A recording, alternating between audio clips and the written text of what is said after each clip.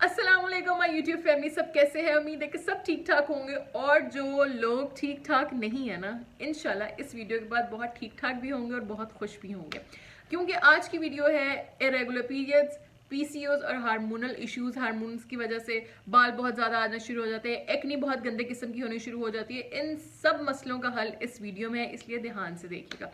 सबसे पहली बात, परेशान नहीं होना। दूसरी बात, हर मेथड सबके लिए नहीं होता। जो आप लोग पे मेथड सूट करे मेरे पे सूट नहीं करेगा, जो मुझ पे मेथड सूट करे आप पे सूट नहीं करे। बॉडी को स्टडी करना बहुत ज़रूरी है, इसके लिए हमें डॉक्टर से एक दफ़ा मिलना पड़ेगा।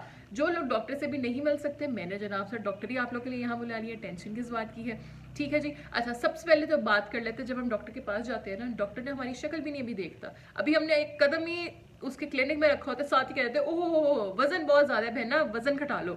ये सब लोगों की लाइन है, ठीक है। 100% लड़कियां हैं, ठीक है, सब ने वॉक की, सिर्फ 20% लड़कियों को फर्क पड़ा वॉक से, ठीक है। पीछे रह गए 80%, ठीक है। अब 80% लड़कियों ने क्या करना है? सीट साइकिलिंग करनी है। सीट साइकिलिंग को मैंने डिटेल में डिस्कस किया है, सारी डिटेल में इसकी वीडियो बनाई है। आप लोग पहले डिटेल वीडियो देख लीजिए, फिर हम वापस आते हैं।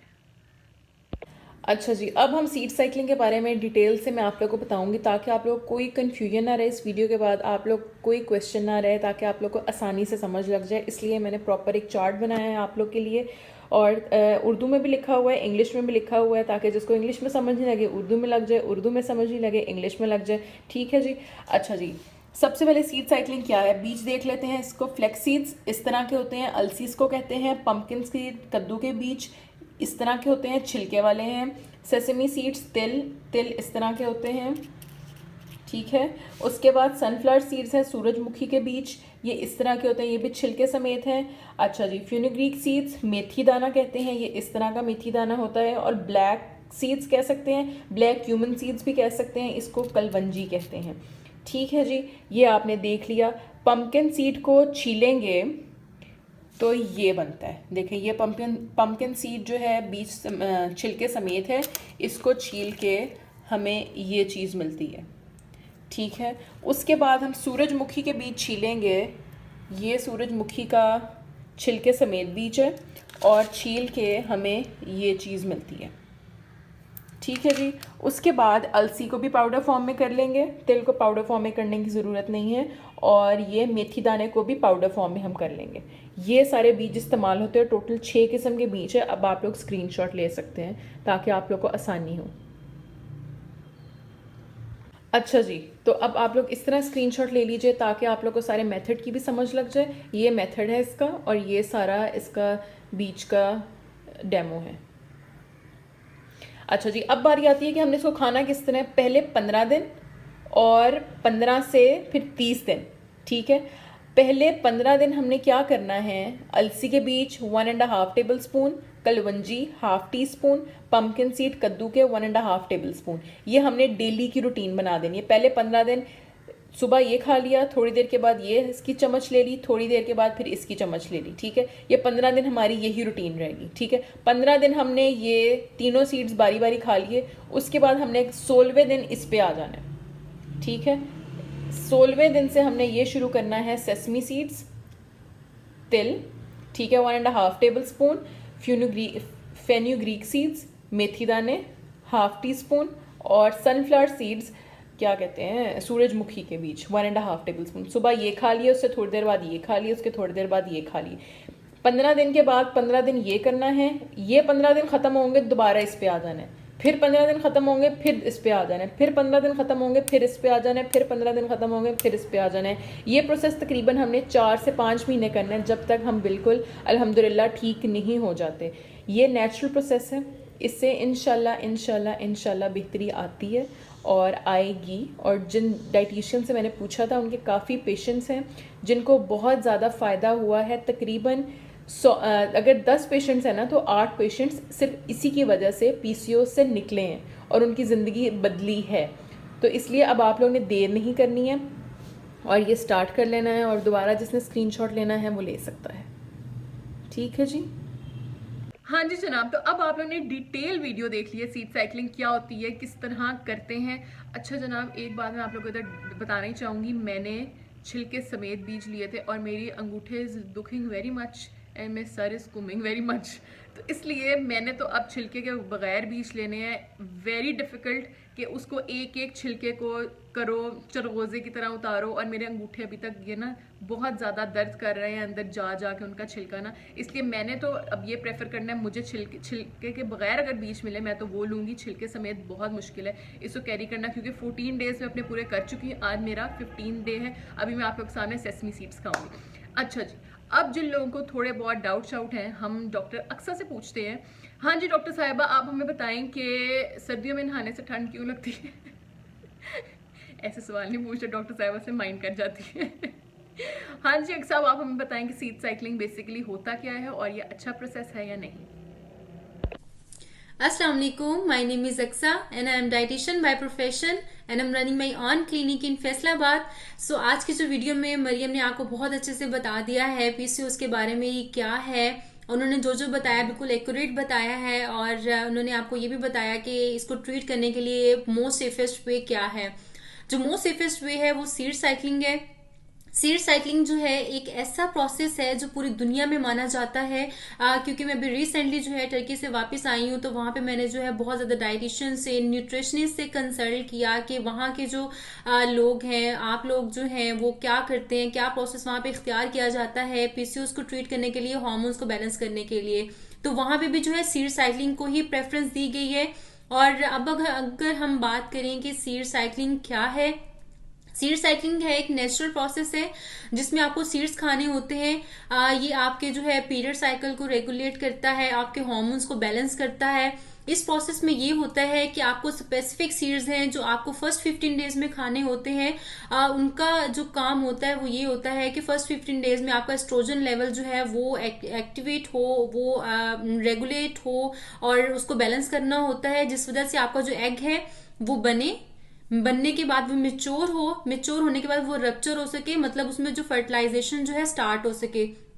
और इसके अलावा जो है बाकी 15 डेज में आपको जो है स्पेसिफिक सीड्स खाने होते हैं. उनका मकसद ये होता है जो प्रोजेस्टेरोन हार्मोन होता है वो उस वजह से जो है आपकी जो यूट्रस वॉल है वो थिक होने के बाद जो आपका फर्टिलाइज एग आ रहा है वो वहां पे आके उससे इजीली अटैच हो सके. तो ये मोस्ट सेफेस्ट वे है आपके पीसीओएस को ट्रीट करने के लिए. और ये जिनको फिब्राइड्स का इश्यू है, जिनको हार्मोन्स का इश्यू है, वो विदाउट एनी फियर आप यूज कर सकते हैं अपने पीसीओएस को ट्रीट करने के लिए सीड साइकिलिंग. जी मरियम. हाँ जी, तो अब आप लोग ने इनका आंसर सुन लिया है. अब इनसे पूछते हैं कि कौन कौन से लोग हैं जो सीड साइकिलिंग नहीं कर सकते, जिनको मना है सीड साइकिलिंग करना. जी मरियम, ये वो लोग यूज नहीं कर सकते हैं जिनको बीपी का प्रॉब्लम होता है, जिनका बीपी बहुत ज्यादा हाई होता है. और सेकंड, वो लोग यूज नहीं कर सकते हैं जिनको सीड्स एलर्जी होती है. जैसा कि आपने इनको बहुत अच्छे से बता दिया है कि हर ह्यूमन बॉडी जो है डिफरेंट तरीके से रिएक्ट करती है. जिनको सीड्स एलर्जी है वो ये सीड साइकिलिंग नहीं करेंगे. और third thing and most important thing is that कि जो मैरिड खवातीन हैं, जो शादीशुदा औरतें हैं, वो जो जब वो सीड साइकिलिंग कर रही होंगी, जिस दिन उनको पीरियड्स हो जाएंगे और उसके पीरियड्स के लास्ट डे मतलब जब खत्म हो जाएंगे उसके बाद उनको डेली बेसिस पे अपना जो है प्रेगनेंसी टेस्ट करते रहना है. जिस दिन उनकी जो प्रेगनेंसी है वो पॉजिटिव आ जाती है उस दिन से जो है वो सीड साइकिलिंग स्टॉप कर देंगे. तो जी thank you so much Mariam, आपने जो है मुझे इनसे बात करने का मौका दिया. और आप सब अपना ढेर सारा ख्याल रखिएगा. किसी को कोई भी डाइट प्लान चाहिए है, किसी को किसी तरीके की भी इंफॉर्मेशन चाहिए है, आप मुझसे कंसल्ट कर सकते हैं. और जी थैंक यू सो मच. अल्लाह हाफिज, टेक केयर. हाँ जी जनाब, अब क्या हुआ था कि 20% लड़कियों को वॉक से फ़र्क पड़ गया था. अब 50% लड़कियों को सीड साइकिलिंग से फ़र्क पड़ गया. ठीक है, आप लोग अलग हो जाओ. बस हमारे पास 30% लड़कियां रह गई है जिनको अब इशू रह गया है. ठीक है, अब हमने क्या करना है, अब हमने डाइट से क्योर करना है. अब हमने डाइट इस तरह की रखनी है कि हमारे पीसीओज और irregular period hormonal issues cure हो जाएं. अब हम करते हैं बात डॉक्टर अरूबा से. वो हमें बताएंगे कि हमें कौन कौन सी चीज़ें खानी चाहिए जिससे हमारे पीसीओज वगैरह के सारे मसले हल हो जाएं. जी doctor Aruba. Assalamu alaikum. My name is Aruba and I am a dietitian. अच्छा मरियम, आपके क्वेश्चन का आंसर ये है कि जिन लोगों को सीड साइकिलिंग सूट नहीं करती वो डाइट के साथ अपने पॉलीसिस्टिक को क्योर कर सकते हैं। पॉलीसिस्टिक ओवेरियन सिंड्रोम को क्योर करने के लिए जो डाइट दी जाती है उसको हम डैश डाइट बोलते हैं।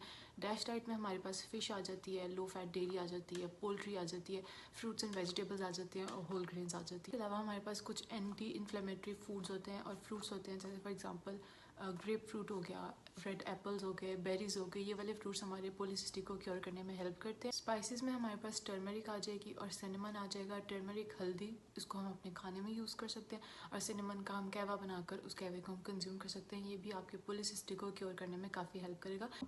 उसके अलावा लीफी ग्रीन वेजिटेबल जैसे पालक हो गई, साग हो गया, ब्रोकली हो गई, इस तरह की जितनी भी चीज़ें हैं ये हमारे पॉलीसिस्टिक को क्योर करने में हेल्प करेगा।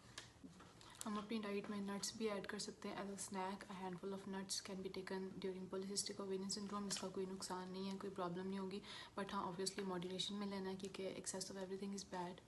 पॉलीसिस्टिक में जो चीज़ें हमें नहीं लेनी, उसमें the most important one is bakery items. कुछ लोग बोलते हैं कि हमारा चाय के साथ मीठा खाने का दिल करता है, बिस्किट्स केक्स खाने का दिल करता है। उसका अल्टरनेटिव ये है कि आप केक्स और बिस्किट्स की जगह पर आप ग्रेनोला बार्स ले लें, या तो खुद बना लें या फिर किसी अच्छी कंपनी का, किसी अच्छे ब्रांड का ग्रेनोला बार ले लें और आप एक ग्रेनोला बार चाय के साथ कंज्यूम कर सकते हैं। उसके अलावा जो चीज़ें हम लोगों ने अवॉइड करनी है, कम्प्लीटली डिस्कार्ड करनी है, उसमें वाइट राइस आ जाएगा, उसमें फ्राइड आइटम्स आ जाएंगी, उसमें फास्ट फूड आ। हाँ जी, तो अब आप लोगों ने सारी बातें सुन ली हैं, हमें कौन कौन सी चीज़ खानी चाहिए, कौन कौन सी चीज़ नहीं खानी चाहिए। अब हम इनसे पूछते हैं, अच्छा जी अब हमें बताएं कि हमें कौन कौन सी चीज़ बिल्कुल छोड़ देनी चाहिए, जिनको पीसीओएस है का इशू है, इरेगुलर पीरियड्स का इशू है, हमें कौन कौन सी चीज़ें बिल्कुल नहीं खानी है। जी डॉक्टर अरूबा। कर सकते हैं। उसके अलावा जो चीज़ें हम लोगों ने अवॉइड करनी है, कम्प्लीटली डिस्कार्ड करनी है, उसमें वाइट राइस आ जाएगा, उसमें फ्राइड आइटम्स आ जाएंगी, उसमें फ़ास्ट फूड आ जाएगा, उसमें कार्बोनेटेड ड्रिंक्स आ जाएंगी, एनर्जी ड्रिंक्स आ जाएंगी। रेड मीट कंज्यूम नहीं करना, हाई फैट डेयरी जैसे चीज़ होगी, मार्जरीन हो गया, इस तरह की चीज़ें बिल्कुल कंज्यूम नहीं करनी।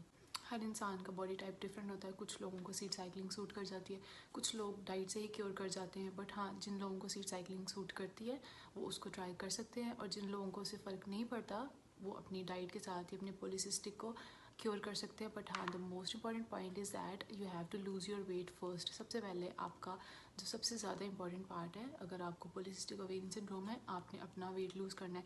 जैसे ही आप अपना वेट लूज़ स्टार्ट करेंगी, आपकी जो मेडिकेशन है वो आप पे इफ़ेक्ट करना स्टार्ट कर देगी, बिकॉज कोई फ़ायदा नहीं अगर आप इतनी हाइपरटेंसिव की मेडिकेशन ले रहे हैं और वो चीज़ आपके ऊपर असर ना करे। तो the most important point is to stay active. Walk करें, एक्टिव रहें, एक्सरसाइज करें, अपना वेट लूज़ करें। अगर आप ओवर वेट हैं, अगर आप ओबीज़ हैं, आप अपना वेट लूज़ करें ताकि आप जो भी ट्रीटमेंट कर रहे हैं उसका फ़ायदा हो। एक वेल बैलेंस्ड डाइट प्लान से आप ना सिर्फ अपना ये वाला प्रॉब्लम बल्कि आप अपने बहुत सारे प्रॉब्लम्स को क्योर कर सकते हैं। So try to eat healthy and live healthy. अपने लाइफस्टाइल को मेंटेन करें, एक्टिव रहें। हाँ जी जनाब, अब 30% लड़कियों ने डाइट से कंट्रोल करने की कोशिश की, लेकिन 20% लड़कियों को आराम आया और 10% लड़कियां रह गई हैं। देखो पहले 20 को वॉक से आराम आ गया, फिर 50 को आ गया सीड साइकिलिंग से, फिर 20 को आ गया फूड से, और फिर जो 10% रह जाएंगी ना उनको आएगा मेडिसिन से फ़र्क। अब उन्होंने डॉक्टर के पास जाके दवाइयाँ अन्य वाह खाना शुरू कर देनी है और उन लोगों को आराम आ जाएगा। और अब सीड साइकिलिंग की बात करते हैं। मेरे 14 डेज कंप्लीट हो गए हैं। अब ये मेरा आज है 15 डे। आज मैंने सेसमी सीड्स खाने हैं। अब मेरा सुबह का टाइम है ये, तो मैं 1.5 चम्मच ये अब खाती हूँ।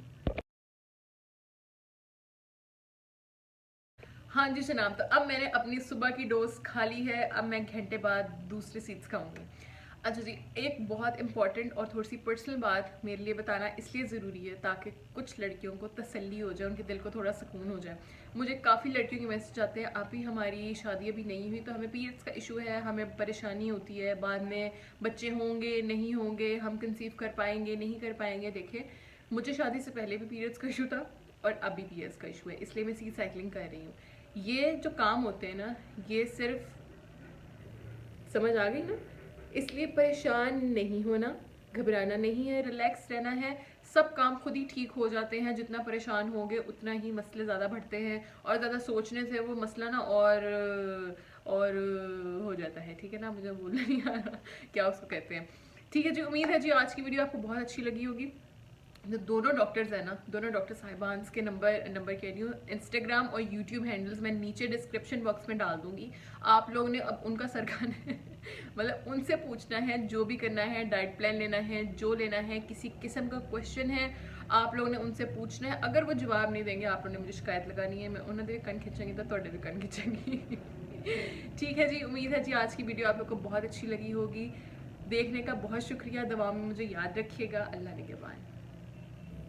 हाँ जी जनाब, मैं वापस आ गई हूँ क्योंकि मैंने आप लोगों को लिपस्टिक का बताना है, क्योंकि सब कहते हैं जो लगाया करें बता दिया करें। तो ये है ग्लैमरस की lipstick in the shade 136 peach.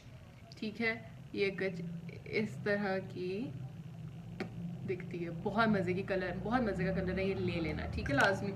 उसके बाद हाइलाइटर मैंने लगाया हुआ, ये यार कमाल हाइलाइटर है, छोटे छोटे इसमें चंक्स आते हैं, सिल्वर ग्लिटर गोल्ड का मिक्स है और ये बहुत मज़े का है ठीक है ना। तो अब हम इसको थोड़ा सा स्वैच करते हैं। अच्छा ये मैंने थोड़ा सा स्वैच भी किया था वैसे, ये देखो, उफ अगेन उफ ये बहुत अच्छा है। इसका शेड है 107, ये देखो 107 ग्लैमरस स्पेस का। ये 390 रुपीज़ का है, अब महंगा हो गया, अगर डॉलर की चला गया ऊपर, और अब 500 तक का हो गया होगा, मेरा बहुत पुराना है। और ये ले लो तो ख़त्म नहीं होता, ढक्कन टूट के बिखर जाते हैं और हाइलाइटर नहीं मुकते हैं। अच्छा जी, उम्मीद है जी आज की वीडियो आपको अच्छी लगी होगी। अब जनाब साहब लाइक कर देना प्लीज़, ठीक है जी। ओके जी, अपनी दुआ में मुझे याद रखिएगा। आऊँगी अब नेक्स्ट वीडियो के साथ। अल्लाह हाफिज़।